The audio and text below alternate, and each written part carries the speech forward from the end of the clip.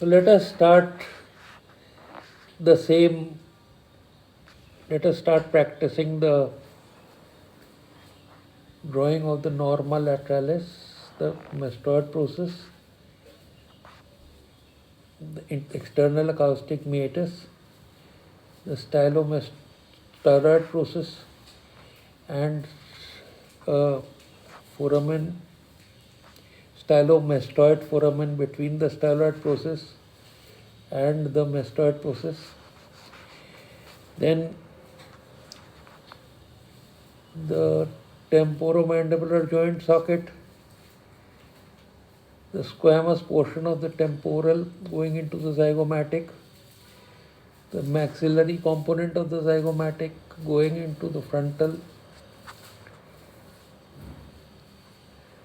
and we come up like this and make the nose,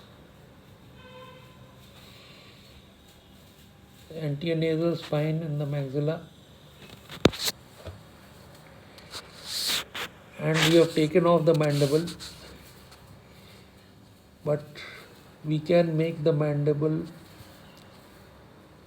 this much portion of the mandible here. Then below it we put the hyoid bone, and below it we put the thyroid cartilage, and of course below this we put the cricoid. Now the thyroid cartilage is open behind, but the cricoid cartilage is closed behind, and on this cricoid cartilage are resting those two shoes like cartilages which are called as the arytenoid cartilage. Now from the basilar part of the occipital bone we drop a raphe which is called as the pharyngeal raphe.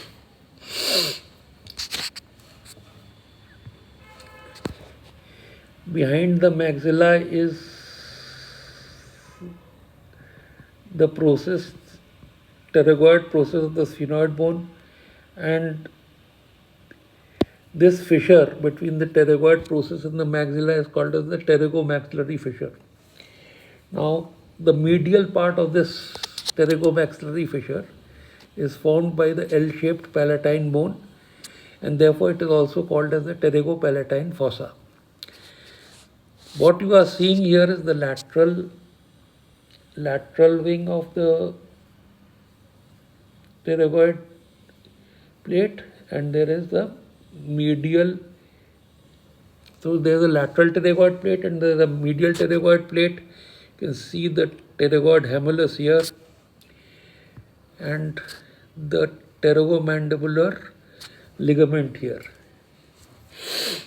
So then we'll place the muscles, basically the pharyngeal muscles, and arising from the medial pterygoid plate, the pterygomandibular ligament, is the superior constrictor, which is like this.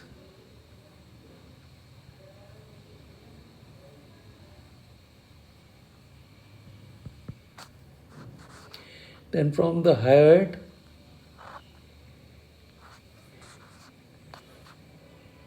overlapping the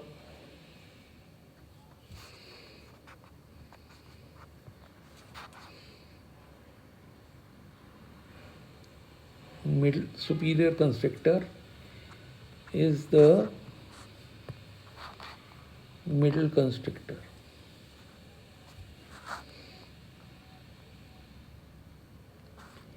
And from the thyroid overlapping the middle constrictor is the inferior constrictor, which is strengthened by the cricopharyngeus. So this is the inferior constrictor. and this is strengthened by the cricopharyngeus.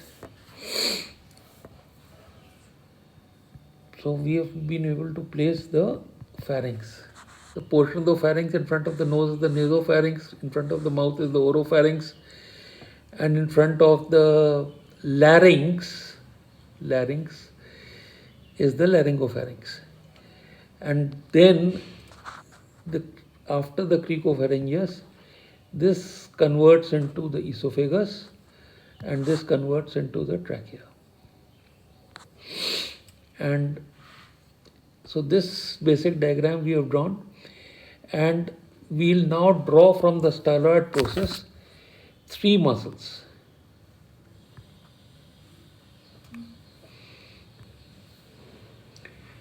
Styloglossus.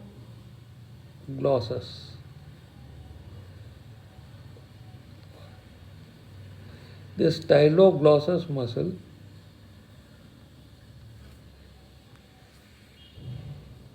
we'll make it red, will be going to the tongue,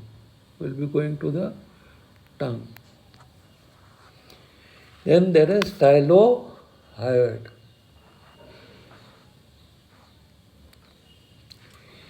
And then there is stylopharyngeus. Now this stylopharyngeus muscle arises from the styloid,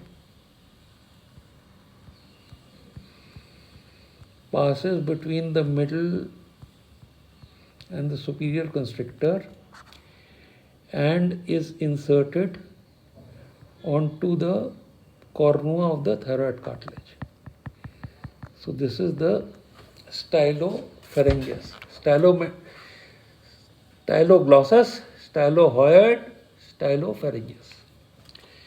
Styloid to glossus, tongue, hyoid, and thyroid cartilage, which is pharyngeus, passing between the middle and the superior constrictor. Now, on this basic diagram, of course, we'll not complicate it further, because we are basically studying the 9th nerve. Okay. So the 9th nerve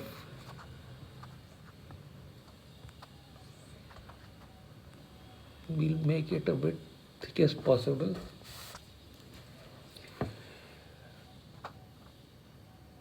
This 9th nerve,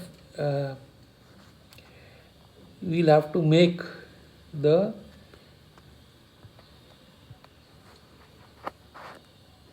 foramen magnum,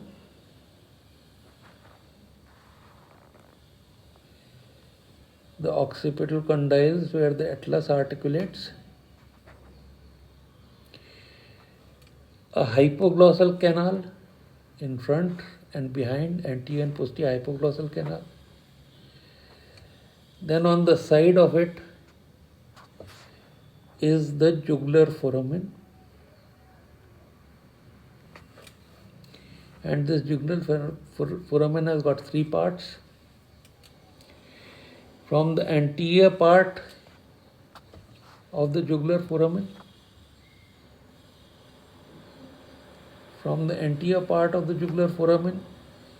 emerges the inferior petrosal sinus. From the posterior part, the sigmoid sinus. Both become the internal jugular vein. And from the middle part, there arise 3 nerves. 1, 2, 3. And they are the 9th, 10th, and 11th nerves.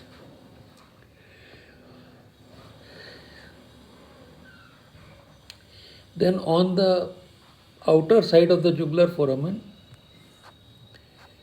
is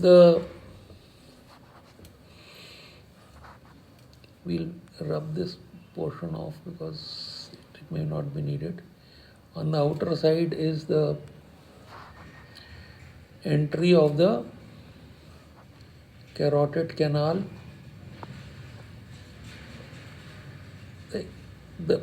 the posterior entry, and that's ending into the foramen lacerum. The internal carotid artery is lying here, turning into the carotid canal and entering through the foramen lacerum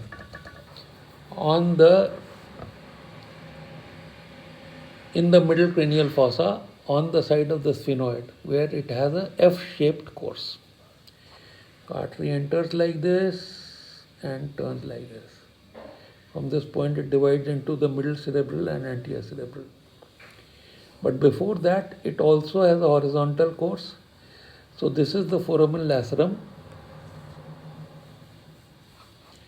and this is that opening that we are seeing, from which it is becoming perpendicular. And you see thus the artery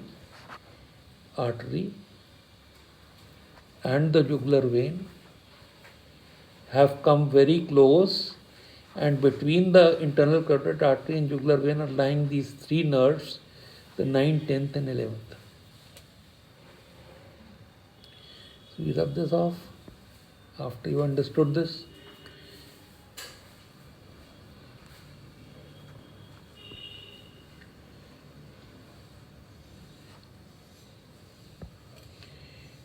We complete this.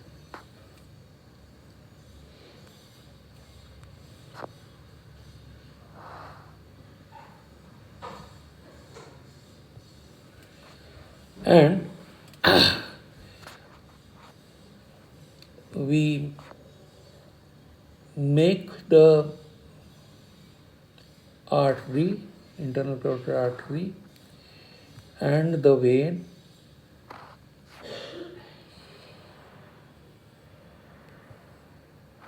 going down the neck, and from between these three are emerging the 9th, 10th and 11th nerves. So the 9th nerve winds round the stylopharyngeus, supplies it and ends in the posterior third of tongue. So it is glosso, posterior third,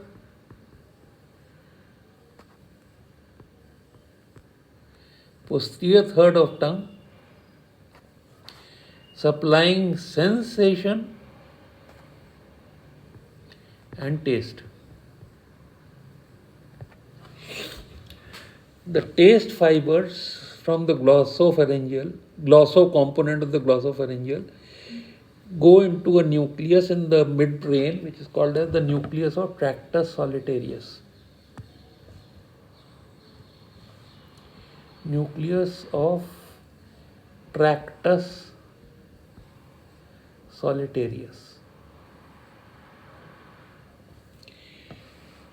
From anterior 1/3 of tongue through the lingual nerve into the chorda tympani, into the 7th nerve, and then again into the nucleus of tractus solitarius. So anterior third and posterior third taste sensation is carried like this, and the sensation itself is carried by the lingual of the trigeminal nerve. So glosso component over. Now the pharyngeal component.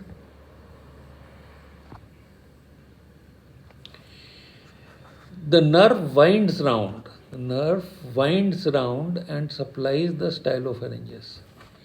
So when the stylopharyngeus contracts, it is attached to the cornu of the thyroid cartilage. It will raise the thyroid cartilage. So as this thyroid cartilage and the palatopharyngeus muscle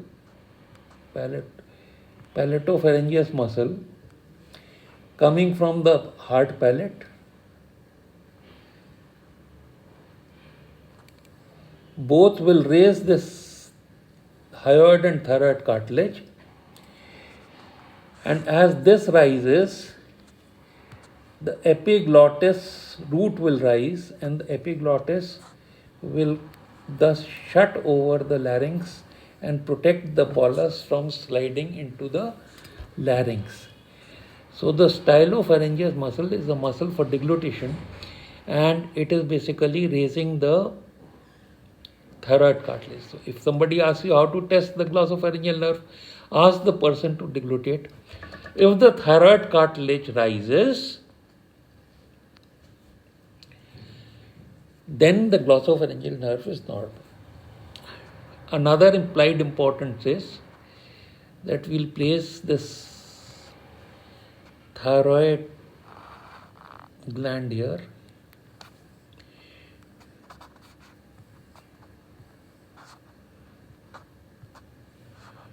We'll place this thyroid gland here,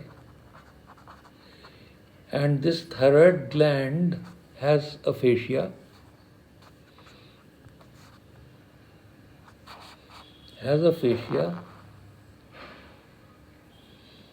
It's called as the pretracheal fascia, and this fascia is connected by a ligament to the cricoid. This ligament is called as the ligament of Berry. So as the thyroid rises, the cricothyroid ligament also pulls up the cricoid, and with that the thyroid is also pulled up. Therefore, any swelling of the thyroid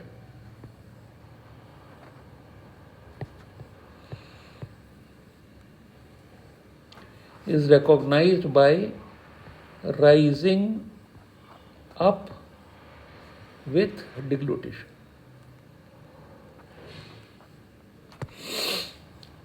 And not with protrusion of tongue.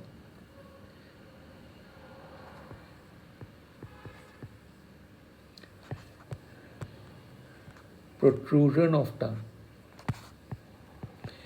You see, what swelling will rise up with protrusion of tongue? So from the tongue,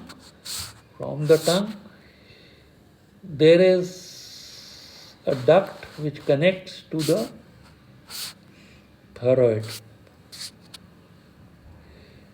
Now this is called as THYROGLOSSAL duct. So if this is the THYROGLOSSAL duct, below is the thyroid and above is the tongue. And if you protrude the tongue, and if there is, this duct is blocked here and here, then there will be a swelling. So this is called as thyroglossal cyst.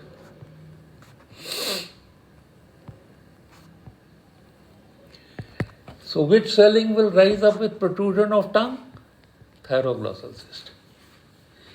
So this is the function of the 9th nerve, and I think we'll stop here and then go to the 10th, then 11th, and then 12th next time.